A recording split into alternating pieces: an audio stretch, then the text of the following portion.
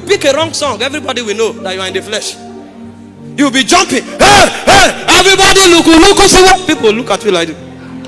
You are in the flesh. Just step aside. Because you know that life hates death. So when you do things of the flesh, it will be irritated. You are singing a gospel song, people are irritated. And you are saying, is it not Jesus I'm glorifying? It's your flesh you are glorifying. You want to dance because you think it's a show. So you come, you do like this, you do like this. This is not a show. Life will resist you. And when you are functioning in the flesh, everybody will look at you and say, get up. And suddenly you move, somebody else comes. And that person is singing a song. They don't know the song, but life is communicating with life. That's Christianity. Until we come there, we are not strong. We can't fight the battles of the age. And so the encounter every believer must have is the encounter of life. This one is not taught in the Bible school. It's a journey with the Holy Ghost. He will strengthen it from the inside. When knowing comes, then maturity has begun. The journey of life. This is why Christianity in Africa is weak. You know, when Pastor Victor was praying, some people started praying. They thought it was 5 minutes. When the prayer reached 15 minutes, they discovered life is not enough. When the prayer reached 30 minutes, some people advised themselves and sat down and began to do like this. But if you know how life works, that point where you are weak, that's when you are beginning to touch the engine.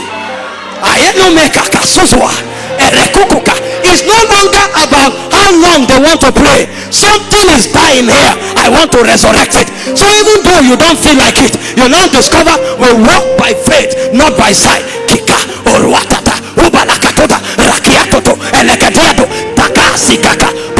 You are stirring something. And if you activate that thing, you will sense ventilation. Encounter with I am. It's an encounter with life. Some of you have life, but that life is dead.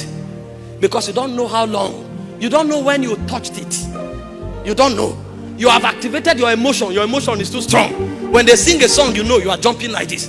When they change the song, you become like this. Because it's emotion you are working with. Life is not being touched. But when the Holy Ghost wants to help you, it will bring you back to the corridor of life. And for some of you, for life to be stirred, it will take many days of fasting. That kind of fasting now, you don't count days. You count moments. The time when life was touched. A point comes when the Holy Ghost brings you diagnosis of prayer. And then it tells you, pray for 4 hours every day. The first 2 weeks, you will sleep throughout. But you can't stop. Because it's not about 1 week. It's not about 2 weeks. There's something dying that he wants to resurrect.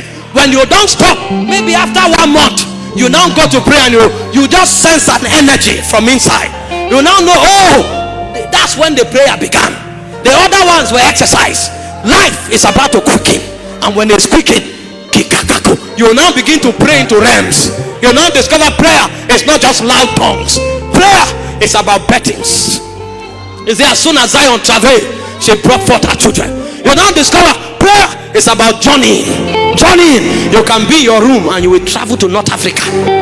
And then when you come back, you will tell the nations what God is saying. It's from the economy of life. Too many Christians are not alive.